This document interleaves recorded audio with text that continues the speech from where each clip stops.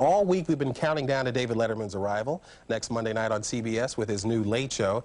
Also means a return to the tube for the fabulous Paul Shaffer and his incredible band. Paul and the band put out an album while they waited for the new show to start. It's called The World's Most Dangerous Party. And Paul joins us this morning. Hi, Paul. Mark, nice to see you, as always. Nattily dressed, as always. It's a news thing, and so I'm wearing the news, actually wearing it on my body. Well, I live the news. You wear I wear the news. We're going to get to the album in a second. One thing I've always wondered, you've had a lot of different lives on television with Comedy Central out. We see you on Saturday Night Live. How did you make the jump? How did you meet Dave? How did you become part of the Dave Letterman experience? After the first 5 years of Saturday Night Live, on which I appeared as pianist and writer and sort of supporting performer, I spent 2 years freelancing as a studio musician, and one day out of the blue just got a call from somebody from Dave's office. Dave Letterman is starting up a new late-night show. He'd like you to come in and speak to him about being his band leader. Well, I had started watching the show that he had on live in the morning. So I was very excited about the chance to go in and talk to Dave about this. Not only that, but I heard it was going to be on later, even after, you know, Johnny Carson. And I thought, wow, something that comes on after The Tonight Show. This is even later. I got to be there. You know, this has got to be the hippest show. I said, this is the guy who I would want to work for. Well, that band, which became the world's most dangerous band, is on the album, The World's Most Dangerous Party. Yeah. And I say this with great respect, kooky, nutty, kind of wonderful little record here. Why, thank you very much. Tell me how you put this record together. Over the 12 years of working with Dave, people say to me, you know, I wish I could hear more of the band. You play the introductions to songs, and then you fade into commercial. I'm just starting to get into it. I wish I had a record with the whole songs. So that was the basic reason why we did it. Doing a new thing where we don't fade into commercial, where we actually start songs, then finish them. It's a nutty new thing that we're into. To that, we added this concept of having a party.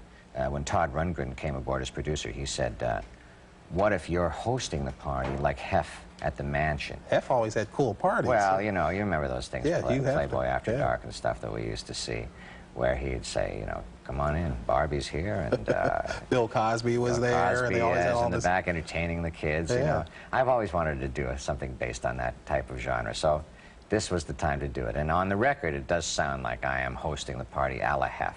Well, speaking of hosting, we have a little home video of some of the people who stopped by. Let's take a look. Oh, great. I think there's Todd Rundgren right there. Who's that great leather jacket you've got there, Paul? I've got to look the part. LL Cool J, one of the people. You see, the people stopped by and did cameos. There's Mike Myers and Dana Carvey. In between cuts, you hear these people kind of rapping with me. Hey, you know, I say welcome to the party. Some of them sit in, like Dave Sanborn. Great sax player. Oh, the greatest.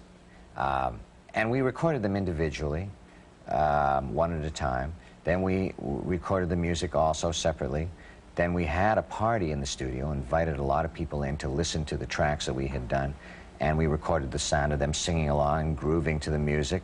And then Todd sort of married all three of them together, so it sounds like everybody's in the same room having the greatest party in the world. Real quickly, the band is going to change when it comes on to CBS. Well, it's not going to change. The core of the band remains the same. 2 new additions.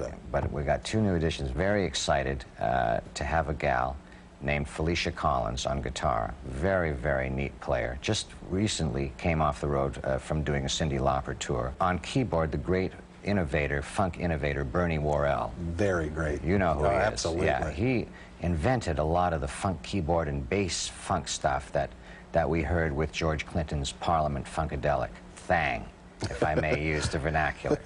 I understand exactly what you're saying. So all of us guys in the band are very excited. We are so pumped around here at CBS to have you and David coming aboard. We're just thrilled.